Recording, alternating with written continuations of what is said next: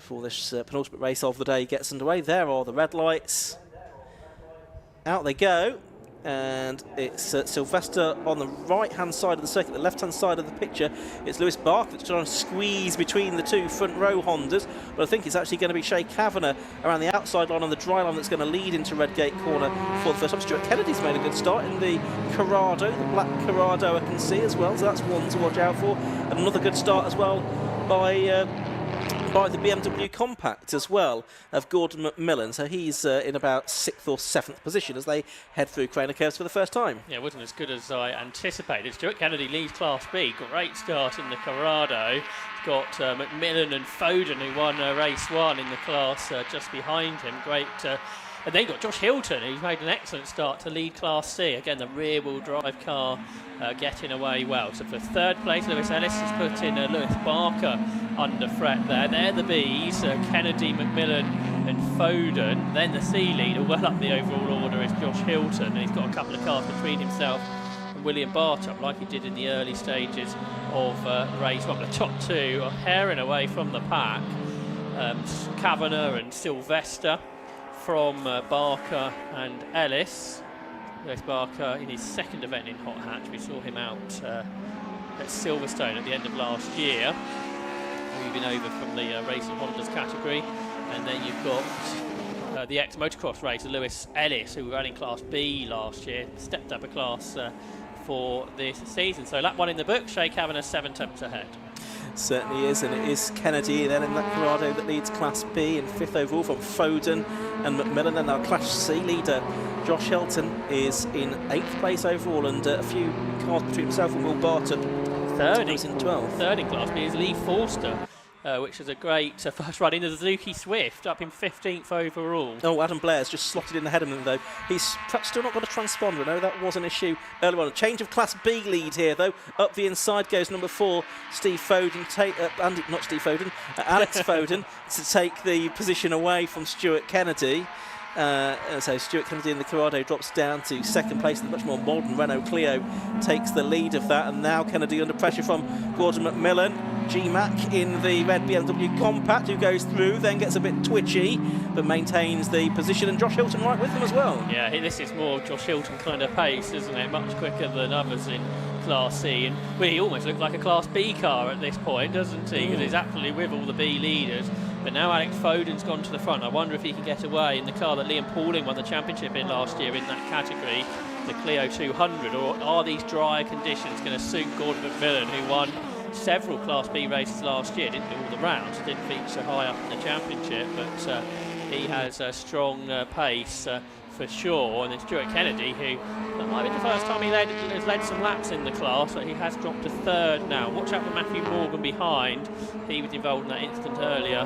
He's coming up the order. He's into 4th in the category, just behind Josh Hilton. Indeed, so 7 3/4 minutes of this race left to go. It's still Shea Kavanagh leading by 9/10 of a second from Dan Sylvester and Lewis Barker and Lewis Ellis. But here's the Class B fight: Alex Foden, Gordon McMillan, Stuart Kennedy, and then our Class C leader Josh Hilton.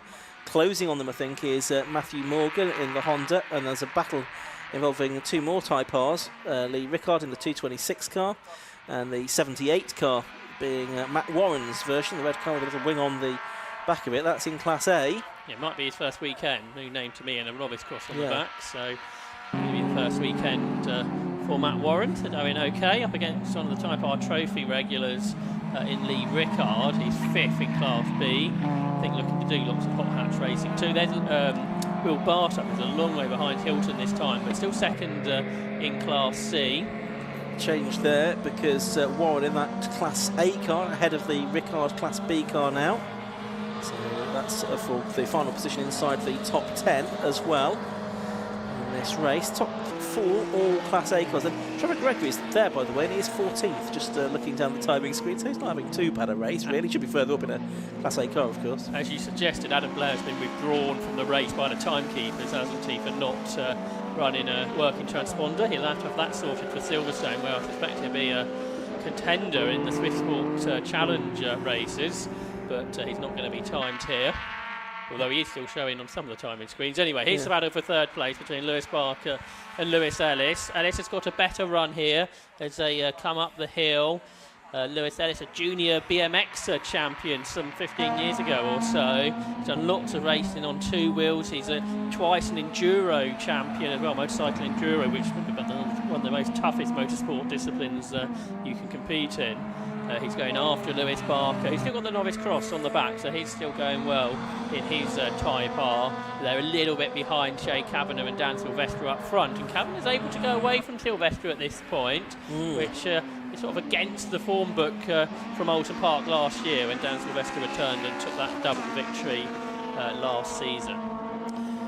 Here they come, third and fourth, the two Lewises, Barker and Ellis. Sylvester's done the fastest lap and now is with Kavanagh, and impressively we're not far away from the lap record, only 1.5 seconds away from the lap record. 1:20.179 then is the lap time. Got a swift race breaking out on the circuit between it's 3 weeks early. Lee Forster and the much more experienced Ray Collier in behind. Lee and his son Connor are racing for the first time, I think, this weekend, where Ray Collier is a former Cochrane Cup champion and part of the Davanti Tyres test team for the Swift Sport Challenge. Also in this, you've got the Volkswagen Polo with Warren Andrews and the Mini that started from the pit lane, Matt Hale. Yeah, so he's coming up through the field after dramas early on today, but good to see these Swifts out, giving us a little taste of what we might see at Silverstone in less than 3 weeks' time when they make their own standalone debut. They're going to go side by side as they go over the line. Forster and Collier in 22nd and 23rd positions overall. In the background, Maddie Griffiths has had a bit of a moment like she had in the earlier race, but she's sort of on pace, isn't she, with the other Swift, so that's a good debut. Her dad, Glyn, was out in the low cost in the previous race, but we've got a battle for the win with 3 laps still to go. Across the line they go. Another fastest lap from Sylvester, a 1:20.0, just over a second off of Alistair Camp's lap record from a few years ago. Yeah, that's a 1:18, isn't it, that they're looking for, 1:18.76 in 2021 for Ali Camp. It's not exactly dry still, is it? So the pace these two are running at is impressive. It certainly is, and I'm sure Sylvester's pace is almost geeing along Shay Kavanagh as Kavanagh tries to stay in front here. Through the old hairpin they go. Probably 2 more laps to go at the end of this. About 10 seconds clear of the Lewis battle now for third and fourth, Barker and Ellis. It's just as close in Class B. Alex Foden has been caught by Gordon McMillan. The leader's about to lap Peter Boast, who's in his first car race today. He was racing motorcycles since 1980. There's yellows there. The leaders need to be careful going past the back marker, but this is going to give Sylvester a chance. They go into the green flag zone on the inside of Kavanagh, but I don't think he's quite made it, or has he? He's still on the tighter line in the lighter, older EK, the smaller car. He's got a really low front splitter on that car as well. He's on the inside, but he's at a damper braking zone for him into the Robert chicane. But the inside line is good for Sylvester, and he takes the lead of round 2 of the PBS Brakes Hot Hats Championship. And now he's got a clear track ahead of him if he wants to try and go for that lap record. Well, I say clear. Oh, and the checkered flag goes out a little bit early. We have got one car off in the gravel, so an early checkered flag for the PBS Brakes Hot Hats Championship. So it is a win then with the final corner move for Dan Sylvester from Shay Kavanagh in second, Lewis Barker third. I'm not sure the first 2 saw the checker flag. That's the reason, I think, for the early checker. That car off in the gravel at McLean's. Class B just as close as they cross the line. But Alex Foden hangs on for a double victory and will be the early or equal early championship leader, I guess, with Dan Sylvester in the PBS Brakes Hot Hats Championship. Josh Hilton's come through for an absolutely dominant Class C victory, so that's more picking off where he left off 1 year ago, which is impressive. He was only half a second off of David Drinkwater's lap record in Class C. So even closer than what the A's managed, who are continuing to race. You said you didn't think they saw the checker. Yeah. So they continue to race, passing some of the Swifts there up towards Coppice Corner, but this won't be a lap record even if Dan Sylvester goes quicker than that time that Alistair Camp managed. Yeah, it's Charlie Cole that's off in the gravel trap in the number 47 BMW. That's the reason for the early checkered flag. They'll see the flag this time, I think, Dan Sylvester and Shay Kavanagh. I wonder if it's just the fact that there was a change of lead, that maybe the flag marshal didn't quite realise that it was the winners coming through on the finish line. They'll take the checker flag that time, fortunately in the same order as they did first time round. Sylvester ahead of Shay Kavanagh, and they're going to have to do an extra lap, of course, to slow down now compared to the other cars around them. So it'll be a while before they get into the clutches of Andy McEwen for a conversation, but we should be able to give you in a moment the results of that race. Trevor Gregory got up to 10th despite all of his problems, and 5th in class. I don't know if he found any of those gears. He must have found the steering. Result of that race then, Dan Sylvester, number 37, the winner. 6 laps completed for him, ahead of number 93, Shay Kavanagh. The gap between them, 0.366 seconds, and the result decided at the final corner. Third place went the way of number 15, Lewis Barker, and fourth was number 52, Lewis Ellis. All Honda Civic top 4, all Class A as well. Class B and 5th overall was number 4, Alex Foden. Then second in Class B was number 20, Gordon McMillan, and Stuart Kennedy in the Corrado was third in number 13, 7th overall. Then it was Josh Helton who won Class C in 8th place overall, number 1. Matthew Morgan was 9th, Trevor Gregory 10th, and Matt Warren, Lee Rickard, Andy Stevens. And then, and only then, the next Class C car, William Bartup, number 17, was in 14th position. Who was third in Class C? We'll find out on the next screen that it was William Hornsey, through from the back of the grid, having had to ballast up that car, I think, after being found to be underweight after the earlier race. And the rest of the cars showing there, I think it was Ray Collier that came out best of the Suzuki Sport Swifts in the end, in the number 10 car, so congratulations to him for that race within a race, and he'll be, I'm sure, part of a great field of nearly 30 Swifts that we'll have out at Silverstone in just less than 3 weeks' time. So that is Hot Hatch for this weekend. They will also be out at Silverstone. I look forward to seeing them there, and it should be a fantastic season of racing. It looks like Josh Hilton, despite his slightly disappointing result in race 1, he's going to be tough to beat though if he can keep racking up Class C victories throughout the season. Class A and Class B, maybe they look a little bit more wide open, or maybe I'm doing a bit of an injustice to the rivals of Josh Hilton in Class C, but are we going to see that remarkable run continue where a Class C driver has won the overall championship in every single year since the Hot Hatch was relaunched back in 2017. It's either been Paul Jarvis, Michael Winkworth, David Drinkwater 5 times, or Josh Hilton, all from Class C. All have won the overall championship. You wonder why anyone bothers with Classes A and B, really. Anyway, we can see the drivers heading in to the sort of 1, 2, 3 floppy marker boards now. I think we've got probably all of our class winners there and ready to talk to Andy McKinn, so we'll go down to him in just a second, and then we'll look ahead to our final race of the day, which of course was going to be for the Armed Forces Race Challenge. Hopefully they'll get a full race this time after the red flagged and restarted race that they had earlier on today. You can see so many of these cars going into Parc Fermé. They all need to be scrutineered post-race. Their eligibility will be checked, there'll be weights checked and all of that kind of thing. As we saw in the first race, some cars were found to be underweight, and it's important to check that all is above board. Talking of above board, let's go down to talk to Andy McEwen.